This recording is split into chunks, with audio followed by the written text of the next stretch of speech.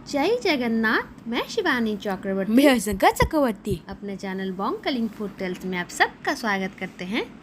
आज की हमारी वीडियो में हम आपको बताएंगे प्रभु जगन्नाथ जी के अवकाश पूजा में कौन कौन सी सामग्रियों की आवश्यकता होती है, क्योंकि हमारे कुछ सब्सक्राइबर हैं जो जगन्नाथ मंदिर की पूजा पद्धति फॉलो करते हैं और वो जानना चाहते हैं कि प्रभु जगन्नाथ जी के अवकाश पूजा में कौन सी सामग्रियों की आवश्यकता होती है।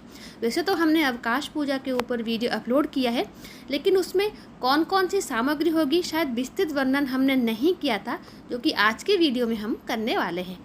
प्रभु जगन्नाथ जी की मंगल आरती के बाद सुबह की जो पहली पूजा होती है वो होती है अवकाश नीति। अवकाश नीति वस्तुतः नित्य कर्म होता है प्रभु जी का। आप सब जानते हैं प्रभु जगन्नाथ जी लोकाचार के देवता हैं और उन्हें जीवंत भगवान भी कहा जाता है। तो आम जनजीवन में मनुष्य जिस तरह की नित्य कर्म करते हैं, प्रभु जगन्नाथ जी भी उसी तरीके के नित्य कर्म करते हैं। तो जो अवकाश पूजा होती है वो मंगल आरती के बाद पहली पूजा होती है, पहली नीति होती है। उसमें प्रभु जी का नित्य कर्म होता है। नित्य कर्म अर्थात मुँह धोना, ब्रश करना, तेल लगाना, स्नान करना, ये सब कुछ होता है। जैसे मनुष्य सुबह उठकर मुंह धोता है, ब्रश करता है, प्रभु जगन्नाथ जी भी वैसे ही करते हैं। अवकाश पूजा में सबसे पहले प्रभु जी का जो रात का वस्त्र होता है, बड़सिंगार वेश होकर भगवान जी शयन करने के लिए जाते हैं, वो जो वस्त्र होता है उसको निकाला जाता है और उन्हें सूती वस्त्र पहनाया जाता है। अभी जो स्क्रीन के ऊपर आप देख रहे हैं ये प्रभु जी का अवकाश वेश है। तो इसी वेश में प्रभु जी का अवकाश नीति होता है। और ये वस्त्र और फूलों के जो आभूषण होते हैं उस बदलने की प्रक्रिया को मोइलम कहा जाता है। तो मोइलम होने के बाद प्रभु जी को ब्रश कराया जाता है। जैसे हम और आप जब ब्रश करते हैं तो ब्रश और टूथपेस्ट का इस्तेमाल करते हैं, लेकिन जगन्नाथ जी का ब्रश और टूथपेस्ट थोड़ा अलग होता है। और जो ब्रश करते हैं उसको कहा जाता है दांतुनी, और जो टंग क्लीन करते हैं, जीभ साफ करते हैं, उसको कहा जाता है जीभी।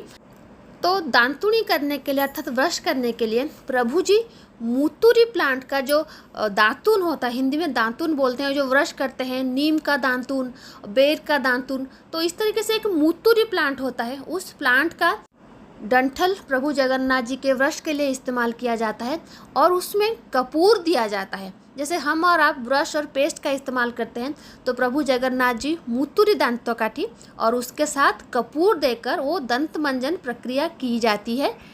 इस प्रक्रिया के लिए जो सेवायत नियुक्त किए जाते हैं वो प्रभु जी का ब्रश कराते हैं और उसके बाद सोने की जो टंग क्लीनर होती है उससे प्रभु जी की जीभ साफ की जाती है, जिसको कि कहा जाता है जीभी।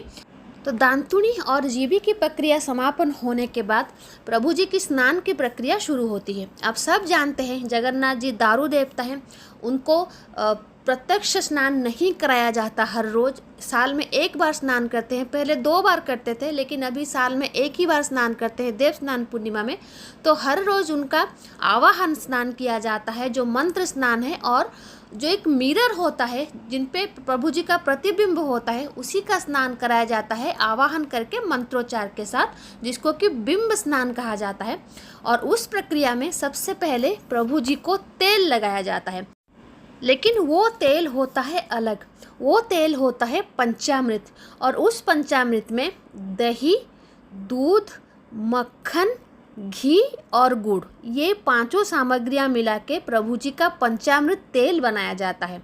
मैं फिर से कह देती हूँ, दही, दूध, मक्खन, घी और गुड़।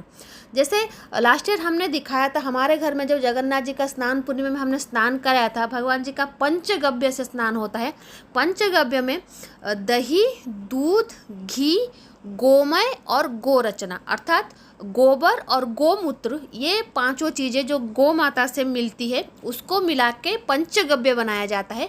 पंचगव्य में आप स्नान करवा सकते हैं या फिर पंचामृत से स्नान करवा सकते हैं, लेकिन यहाँ पर प्रभु जी को पंचामृत से स्नान करवाया जाता है। ये स्नान भी पंचामृत से करते हैं और तेल की तरह लगाते भी हैं, लेकिन दोनों प्रक्रिया उस मिरर के ऊपर की जाती है, उस आईने के ऊपर की जाती है जहाँ पर प्रभु बिंब स्नान करते हैं। तो अवकाश पूजा में तो मुख्यतः यही 2 नीतियाँ होती हैं। भगवान जी का मुंह साफ करना, जो ब्रश करते हैं उसके लिए मूतूरी दातून और कपूर का इस्तेमाल किया जाता है, और सोने की जो टंग क्लीनर होता है उससे प्रभु जी का जीभ साफ किया जाता है।